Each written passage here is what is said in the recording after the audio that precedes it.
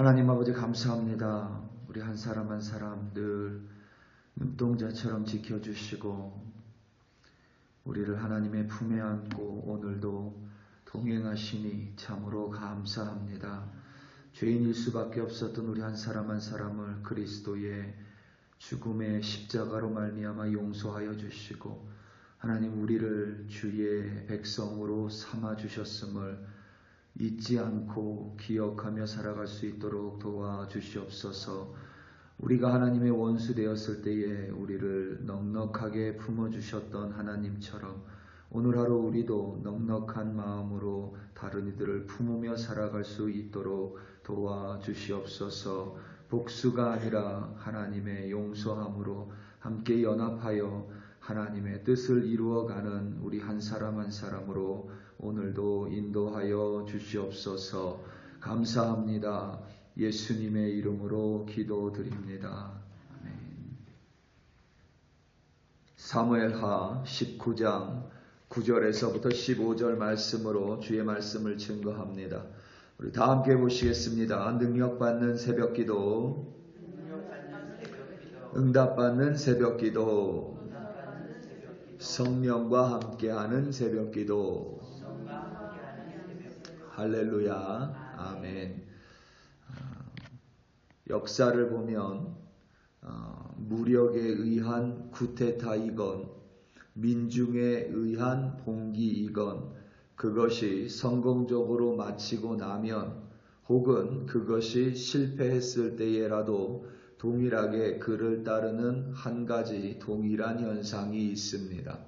바로 피가 낭자한 숙청이 이어집니다. 쿠데타가 성공하고 나면 그 전의 권력자들은 모두 그 목숨을 부지하는 것이 대단히 어렵습니다.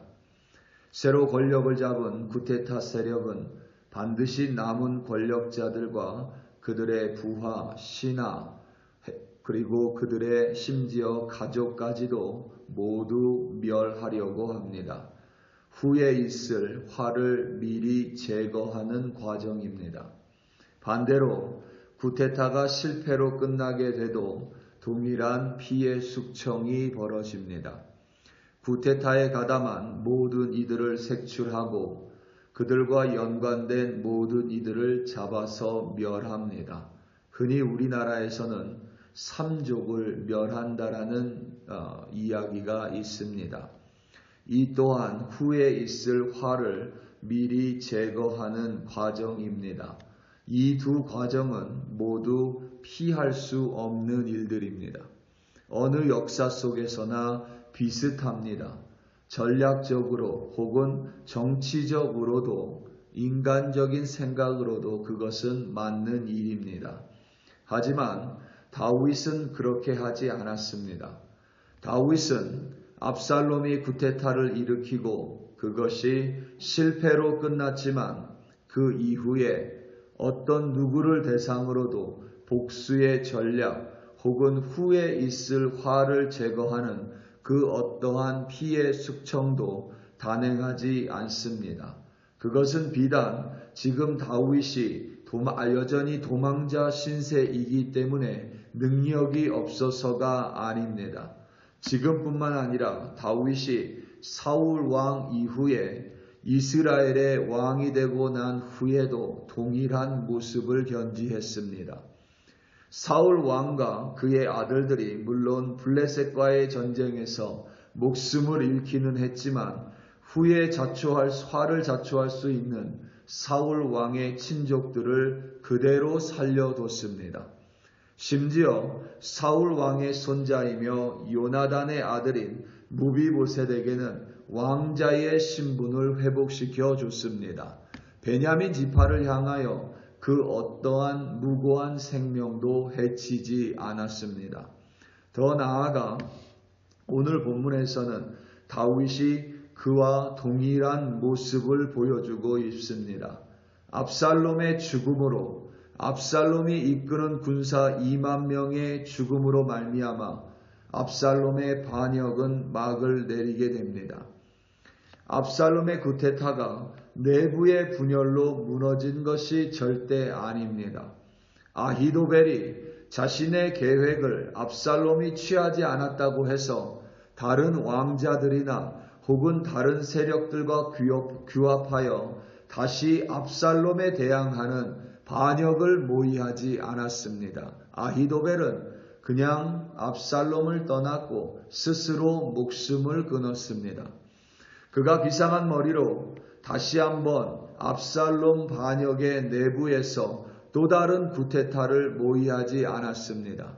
아미새와 같은 장군이 무력 시위를 통해서 압살롬에 대항하지 않았습니다. 압살롬의 반역군들은 온 이스라엘을 점령했고 온 이스라엘이 심지어 유다 지파까지도 압살롬의 편에 섰습니다.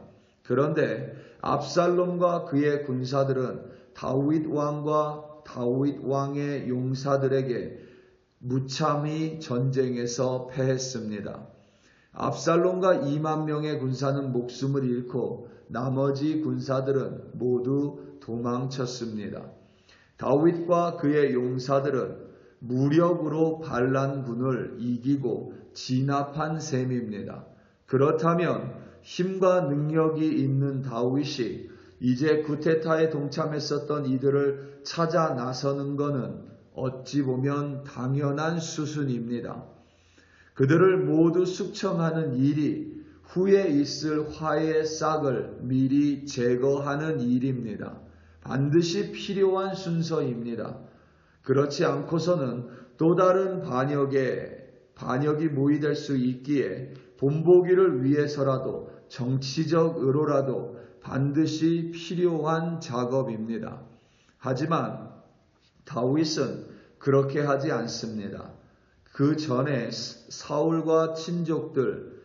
왕의 친족들과 베냐민 지파에게 복수가 아니라 그들을 여전히 하나님의 선택을 받은 12지파의 한 지파로 포용하고 너그럽게 대했듯이 온 이스라엘, 그러니까 자신을 향해 반기를 들었던 온 이스라엘을 동일하게 그대로 품어버립니다.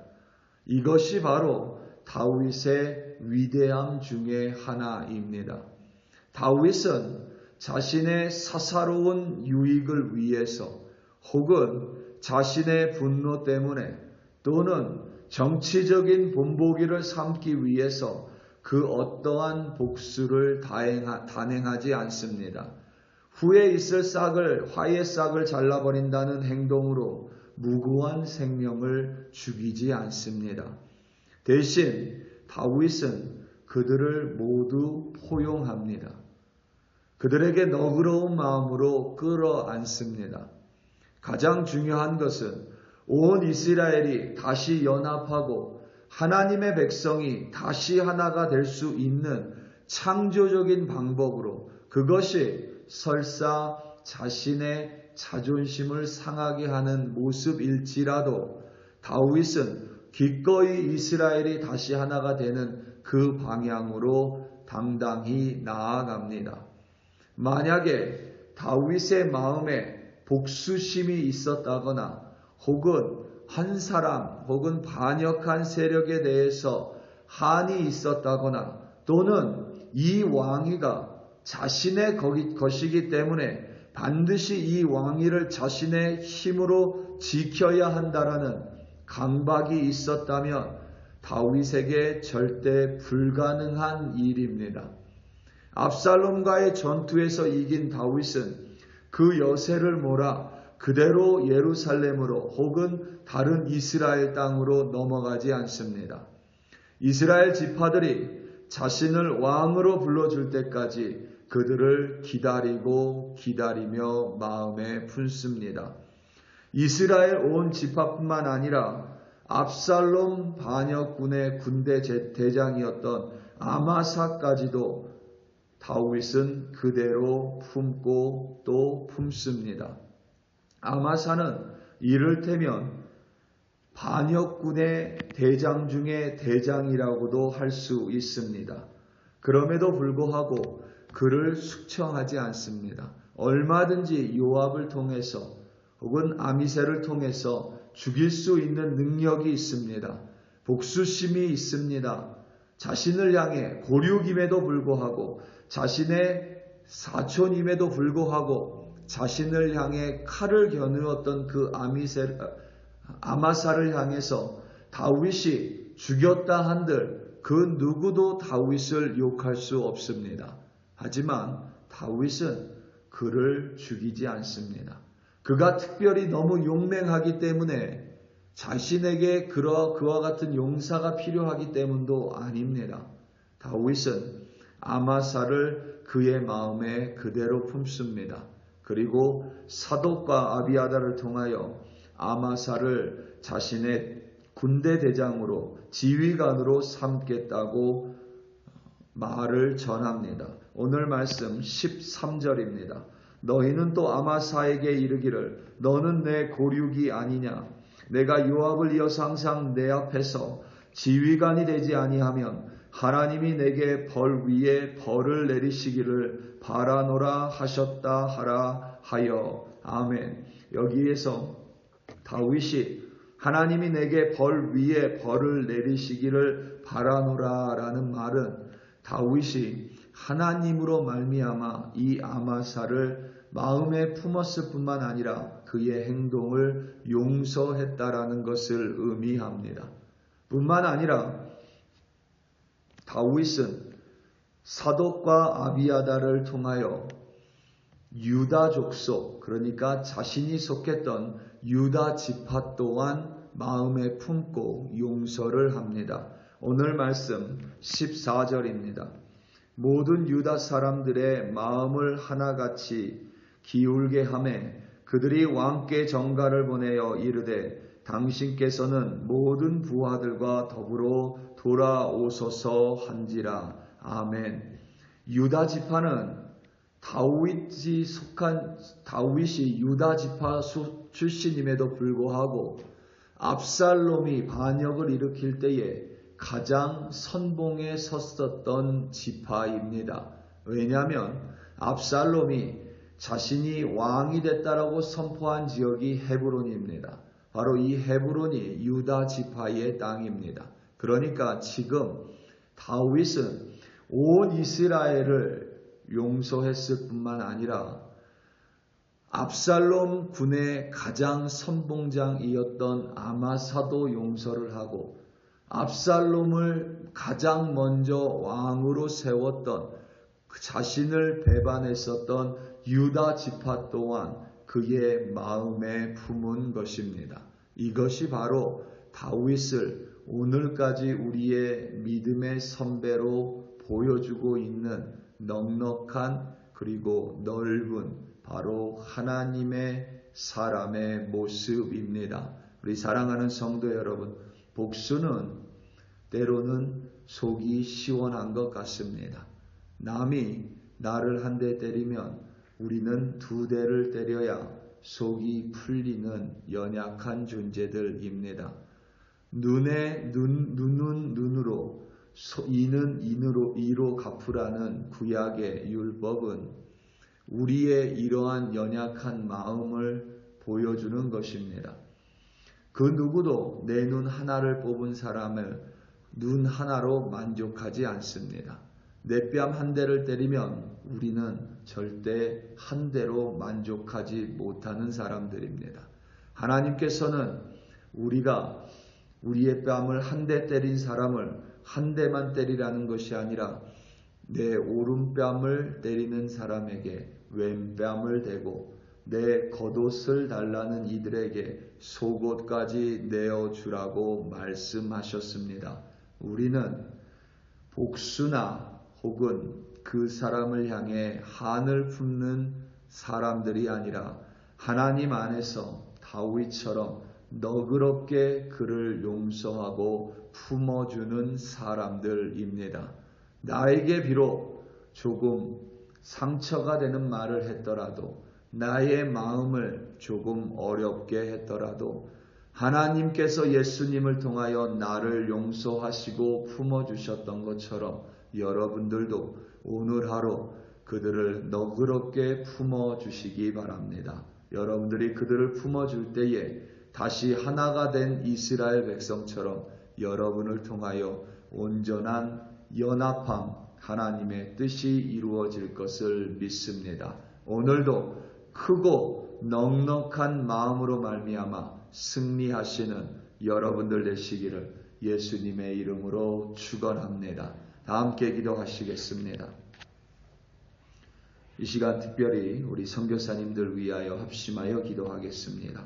우리 교회에서 섬기는 도미니카의 김현철 선교사님, 김은혜 선교사님, 그리고 필리핀의 이현우 선교사님, 정은진 선교사님, 인도의 이민우 선교사님, 최미순 선교사님, 캄보디아의 김창훈 선교사님, 정기순 선교사님, 각각 우리 선교사님들 위에 하나님의 강건하심이 함께하도록, 또 선교사역 감당하는 데 있어서 모든 필요들 하나님이 채워주시기를, 또 여러분이 알고 있는 목사님들, 사역자들, 선교사님들 위하여 다 함께 주여 한번 부르시고 합심하여 기도합니다. 주여, 할렐루야, 할렐루야, 할렐루야.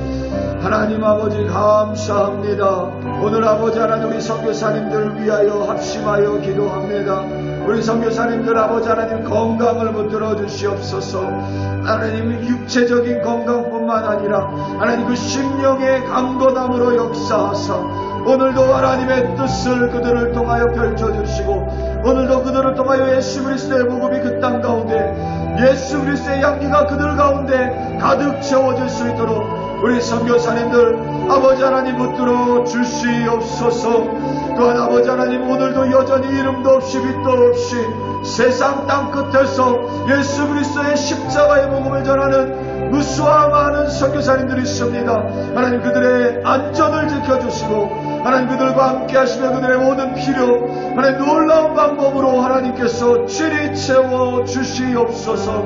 아버지 하나님 특별히 이 땅에 우리 콜로라도 스프링스에 우리 글로리 교회 세워주셨으니 우리 한 사람 한 사람 오늘도 하나님의 뜻을 이루는 너그러운 마음, 다윗과 같이 넉넉한 마음 품을 수 있도록 하나님 도와주시옵소서. 사사로운 유익을 위하여 남에게 해로운 일을 하지 않도록 도와주시고, 하나님 내 이익을 위하여 이기적인 우리가 되지 않도록 도와주시고, 나에게 상처 준 일 또한 품을 수 있는 넉넉한 예수 그리스도의 그 마음을 품고 오늘도 살아가는 우리 한 사람 한 사람으로 인도하여 주시고 이끌어 주시옵소서. 큰 마음과 넉넉한 마음으로 오늘도 우리 한 사람 한 사람 통하여 하나님의 뜻을 가정과 하나님 직장과 오늘 하루 가운데 베풀어 주시옵소서. 할렐루야, 할렐루야.